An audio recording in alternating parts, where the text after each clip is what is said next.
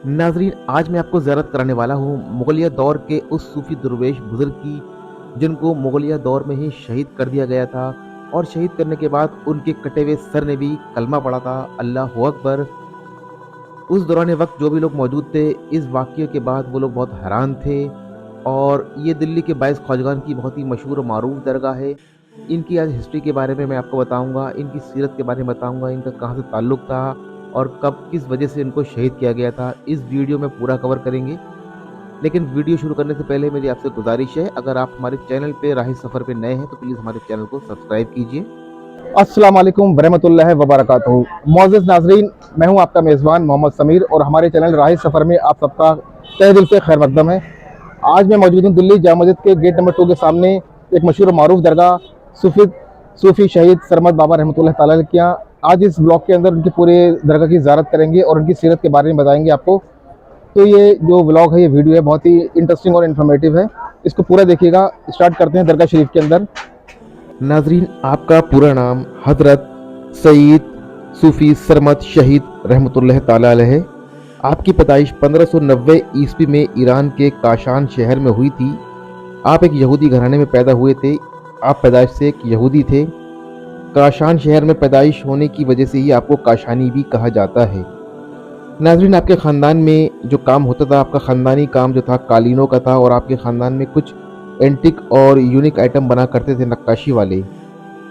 जब आप बड़े हुए तो आपको भी लगा कि मुझे भी अपने तिजारत को, अपने बिज़नेस को बढ़ाना चाहिए। तो किसी ने आपको सजेस्ट किया, आप ये सारा सामान, अपनी कालीनें वगैरह ले जाकर हिंदुस्तान में बेचें। वहाँ के राजा महाराजाओं को, वहाँ के बादशाहों को इस तरह के आइटम इस्तेमाल करने का बहुत शौक़ है। उन लोगों को ये चीज़ें बहुत पसंद आएंगी। बेहतर होगा कि आप हिंदुस्तान जाएं। तो इसी वजह से आपने अपने साथ काफ़ी सारा सामान लिया और आप सरज़मीन हिंदुस्तान आ गए। सबसे पहले हिंदुस्तान में आपने ठठा शहर में क़याम किया। जी हाँ, उस ज़माने में जो हुकूमत थी हिंदुस्तान के अंदर, वो बादशाह शाहजहाँ की हुकूमत थी। ठठा शहर में आपने यहाँ के रईस और रसूखदार लोगों से ताल्लुकात बनाए। आप अक्सर ठठा शहर के नाइट क्लब में जाया करते थे, जो उस ज़माने में खेमों में क्लब हुआ करते थे, जहाँ पर शराब नोशी हुआ करती थी, गाना बजाना हुआ करता था। आपने वहाँ पर कुछ लोगों से दोस्ती की ताकि आपका माल आसानी से बिक सके। जब आप नाइट क्लब में जाया करते थे तो उस दौरान आपको एक गवैये से आपकी बहुत अच्छी दोस्ती हो गई। वो अक्सर अपनी पुरकशिश आवाज़ में आपको गाना सुनाया करता था और आप उसकी गाना सुनकर बहुत ही मदहोश हो जाया करते थे। एक बार का वाक़या है, जब आप नाइट क्लब से वापस आ रहे थे तो फजर का वक्त हो गया था और फजर की अजान हो रही थी। अजान सुनते ही आप रुक गए। यूँ तो आपने रोज़ अजान सुनी थी, पता नहीं उस दिन आपके दिल पर कैसी कैफियत तारी हुई। अजान सुनते सुनते आप रुक गए, मदहोश हो गए। इतने मदहोश हो गए, इतने मदहोश हो गए कि आप कुछ होश ही नहीं रहा। आपके ऊपर ऐसी कैफियत तारी हो गई। फिर उसी दौरान एक शख्स आता है जो आपके कंधे पर हाथ रखकर बोलता है कि भाई, नमाज का वक्त हो रहा है, क्या देख रहे हो, क्या सोच रहे हो, चलो अंदर चलो और नमाज अदा करते हैं। तब आप रहमतुल्लाह ताला ने फरमाया कि ए भाई, मैं मुसलमान नहीं हूँ, मैं बनी इसराइल से हूँ, यानी कि एक यहूदी हूँ। वो शख्स बोला कि क्या फ़र्क पड़ता है हज़रत, आप मेरी माने तो एक बार मस्जिद के अंदर दाखिल हो जाएं। मैं आपको कुछ कुरान की तिलावत पढ़कर सुनाऊंगा। अगर आप उससे मुतासिर हों तो आप इस्लाम कबूल कर लीजिएगा, वरना फिर आप जैसा आपका मन करे वैसा कीजिएगा। तो उस अजनबी शख्स के इसरार पर आप मस्जिद के अंदर चले जाते हैं। वो शख्स आपको मौलवी साहब के पास लेकर जाता है। मौलवी साहब आपको तर्जुमे के साथ में कुरान की कुछ आयतें पढ़कर सुनाते हैं। वो आयतें सुनकर ही आपके दिल में और रूह में ऐसी कैफियत तारी हो जाती है कि आप अल्लाह में मदहोश हो जाते हैं। आप सब कुछ छोड़ देते हैं। उसी वक्त आप कलमा पढ़ के इस्लाम कबूल कर लेते हैं। नाजरीन, जब आपके कलमा पढ़ने की बात सब लोगों को पता चलती है, पूरे ठठा शहर में कोहराम मच जाता है।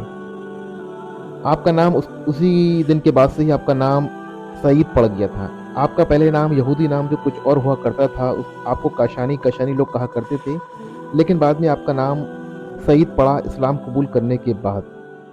तो नाज़रीन, जब आपकी खबर मिलती है ठठा शहर में कि एक अजनबी शख्स आया था ईरान से, वो एक यहूदी था, उसने इस्लाम कबूल कर लिया है, तो ठठा शहर के जितने भी पंडित थे, जितने भी पुरोहित थे, सब लोग आप पर आग बबूला हो गए और आपके ऊपर दबाव बनाने लगे कि आप इस्लाम छोड़कर उनका धर्म अपना लें।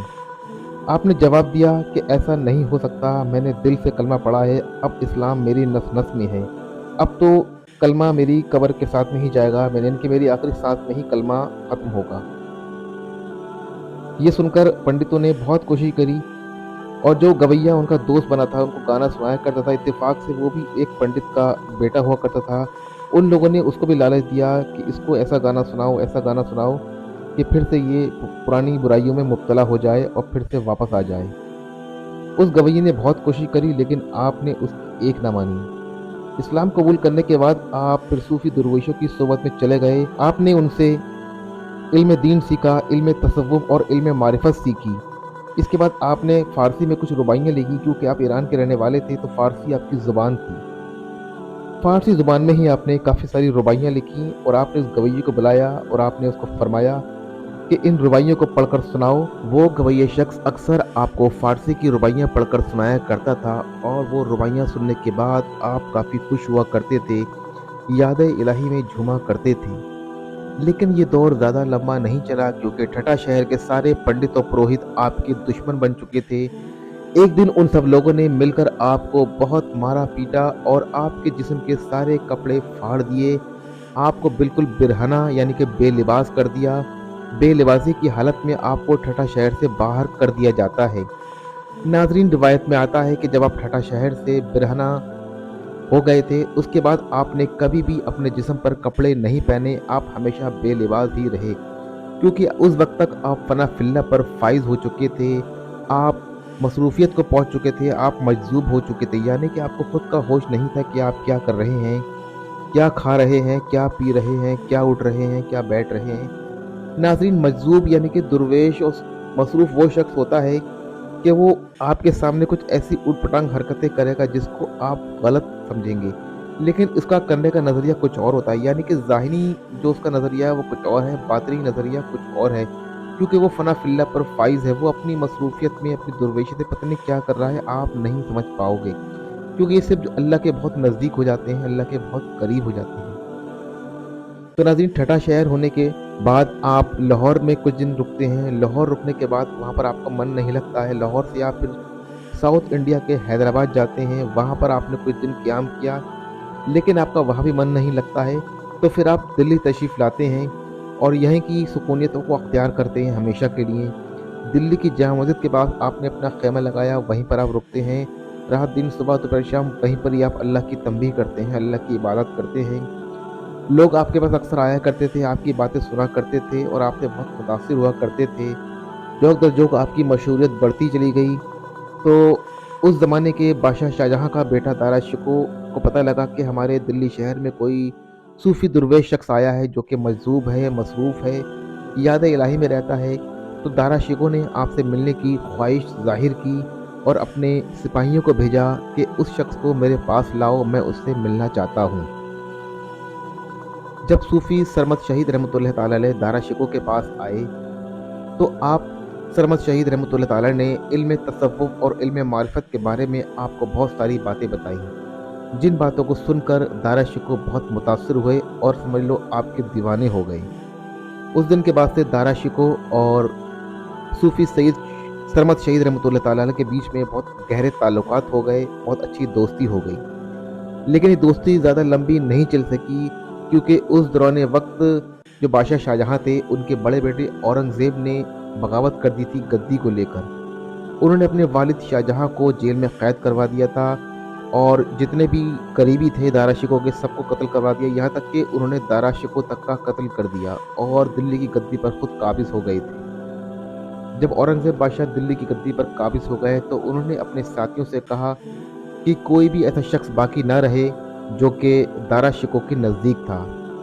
तो उस दौरान के कुछ उलेमा कराम आपसे बुग़्ज़ रखा करते थे, आपसे जला करते थे। उन्होंने बादशाह औरंगज़ेब से शिकायत की कि एक शख्स है जो अभी भी बचा हुआ है और वो दारा शिकोह का बहुत ही नज़दीकी है। तो बादशाह औरंगज़ेब ने फरमाया कि कौन ऐसा शख्स है जो बचा रह गया। उलमाओं ने कहा कि एक सूफ़ी दुर्वेश है जो कि मजजूब है, बिरहना रहता है और हमेशा शरीयत के ख़िलाफ़ बातें करता है, शरीयत मोहम्मदिया को नहीं मानता है, ना ही पूरा कलमा पढ़ता है वो, और उसने हमेशा दारा शिकोह को सलाह दी, मशवरा दी है।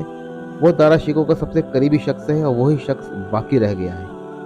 तो औरंगज़ेब आग बबूला हो जाते हैं, फरमाते हैं अपने सिपह सलार से, अपने साथियों से कि फ़ौरन उस शख्स को मेरे सामने लाया जाए। जब आप सरमद शहीद रहमतुल्लाह ताला अलैह को जंजीरों में जकड़कर बादशाह के दरबार में लाया जाता है, तो बादशाह सलामत कहते हैं कि आपके ऊपर 3 इल्ज़ामात हैं उलमाओं की तरफ से। तो सरमद शहीद रहमतुल्लाह फरमाते हैं कि वो इल्ज़ामात क्या हैं हुजूर, मुझे बताइए। औरंगज़ेब कहते हैं एक तो सबसे बड़ा इल्ज़ाम आपके ऊपर ये है कि आप बिरहना यानी कि बेलिबास क्यों रहते हो। आप सरमद शहीद रहमतुल्लाह ताला फरमाते हैं कि मैं तो सिर्फ जिस्म से बेलिबास हूँ, जिस्म से ही बिरहना हूँ, लेकिन इस मजलिस में बहुत सारे लोग ऐसे हैं जो कि किरदार से भी बिरहना हैं, कल्ब से भी बिरहना हैं और रूह से भी बिरहना हैं। मेरे ऊपर इतना इल्ज़ाम है कि मैं अपने याद इलाही में मसरूफ़ रहता हूँ, दुर्वेशी की हालत में रहता हूँ, इसी वजह से मैं मजज़ूब हूँ। बादशाह औरंगज़ेब कहते हैं कि तुम्हारे ऊपर दूसरा इल्ज़ाम ये है कि आपको हुज़ूर सल्लल्लाहु तआला अलैहि वसल्लम की मिराज पर इख्तिलाफ है। आप सरमद शहीद रहमतुल्लाह ताला फरमाते हैं कि मुझे हुज़ूर की मिराज पर ज़रा सा भी इख्तिलाफ नहीं है, बल्कि मैं तो ये कहता हूँ कि हुज़ूर 7वें आसमान पर सैर करने नहीं गए थे, बल्कि सातों आसमान हुज़ूर के कल्ब में हैं। बस इतना इल्ज़ाम है मेरे ऊपर। लेकिन उनके इस कौल से वहाँ के जो उलमा थे उनको इख्तलाफ था, ये ऐसा नहीं हो सकता, ये आप शायराना अंदाज में कुफ्र कह रहे हो। बादशाह औरंगज़ेब कहते हैं कि आपके पास तीसरा और आखिरी इल्ज़ाम ये है कि आप पूरा कलमा नहीं पढ़ते हैं। आप पूरा कलमा पढ़कर सुनाएं। जब आपको कलमा पढ़ने को कहा गया तो आपने कलमा पढ़ा सिर्फ इतना कि ला इलाहा इल्लल्लाह। फिर आपको दोबारा बोला गया कि पूरा कलमा पढ़कर सुनाइए। फिर आपने कहा ला इलाहा इल्लल्लाह। बादशाह औरंगज़ेब ने कहा कि हम आपको आखिरी मौका दे रहे हैं, पूरा कलमा पढ़िए। फिर आपने कहा कि ला इलाहा इल्लल्लाह। जब आपने तीसरी मर्तबा भी पूरा कलमा नहीं पढ़ा तो फिर शरीयत की अदालत में फ़ैसला किया गया कि ये शख्स जो है वाजिब कत्ल है, ये पूरा कलमा नहीं पढ़ता है, इसको फ़ौरन ही कत्ल कर देना चाहिए। आपके कत्ल का फरमान जारी कर दिया गया। जामा मस्जिद के सामने आपको लाया जाता है हाथ पैर बांध कर। जब आपको हाथ पैर बांध कर जामा मस्जिद की सीढ़ियों के पास लाया जाता है तो आप आसमान की तरफ देखते हैं और अल्लाह से कहते हैं कि ए अल्लाह, तेरे ज़ात की खातिर मैं कुर्बान होने जा रहा हूँ, मेरी शहादत को कबूल फरमा। जल्लाद आता है, जैसे ही तलवार आपकी गर्दन पर चलाता है तो आपका सर आपके धड़ से अलग हो जाता है और आपके कटे हुए सर में से आवाज़ आती है ला इलाहा इल्लल्लाह मुहम्मदुर रसूलल्लाह, ला इलाहा इल्लल्लाह मुहम्मदुर रसूलल्लाह। जी हाँ नाज़रीन, जब आपका सर कट जाता है तो आप पूरा कलमा पढ़ते हैं और आपके कटे हुए सर में से आवाज़ आती है कि आज मैं इस मकाम तक पहुंच चुका हूं कि मैं कलमे को मुकम्मल कर दूं। जिस वक्त आप लोग मुझे कलमा पढ़ने को कह रहे थे उस वक्त मैं उस मकाम तक नहीं था। मेरे अल्लाह ने, मेरे मौला ने आज मुझे उस मकाम तक पहुंचा दिया है। या अल्लाह, मेरी शहादत को अपनी बारगाह में कबूल फरमा। इस वाक़े के बाद बहुत सारे लोग जो थे वहाँ मौजूद बहुत हैरान हुए। जो लोग आपसे निस्बत और मोहब्बत रखते थे वो लोग काफ़ी गमगीन हुए। बादशाह औरंगज़ेब को भी अपनी गलती का एहसास हुआ कि ये मुझसे कौन सा गुनाह हो गया। उसने बहुत ज़्यादा तौबा तिल्ला की। अल्लाह अकबर, कुर्बान जाऊँ ऐसे अल्लाह वालों के शख्स पर जिसने अल्लाह की ज़ात के खातिर खुशी खुशी अपना सर कलम करवा लिया और बिल्कुल भी मौत का खौफ उनके पर तारी नहीं था, क्योंकि वो तो याद इलाही में दुर्वेशी की हालत में रहा करते थे। तो नाज़रीन, जिस जगह सूफी सरमद शहीद रहमतुल्लाह ताला का सर कलम किया गया था उसी जगह पर आज उनकी कब्र मुबारक है, वहीं पर उनका मज़ार मुक़द्दस मौजूद है और उन्हीं की खानका के अंदर एक मज़ार और है हरे भरे शाहकार। इंशाल्लाह अगले वीडियो में मैं उनके बारे में आपको बताऊंगा। तो नाज़रीन, अब इस वीडियो को मैं यहीं ख़त्म करता हूँ। अगर आपको ये मेरा वीडियो अच्छा लगा हो तो अपने दोस्तों और रिश्तेदारों तक शेयर करना बिल्कुल ना भूलें और अगर चैनल राह सफ़र पे नए हैं तो प्लीज़ हमारे चैनल को सब्सक्राइब करें। अगले वीडियो में इंशाल्लाह आपसे बहुत जल्दी मुलाकात होगी। तब तक अपना और अपने अहल व अयाल का ढेर सारा ख्याल रखें। अल्लाह हाफिज़।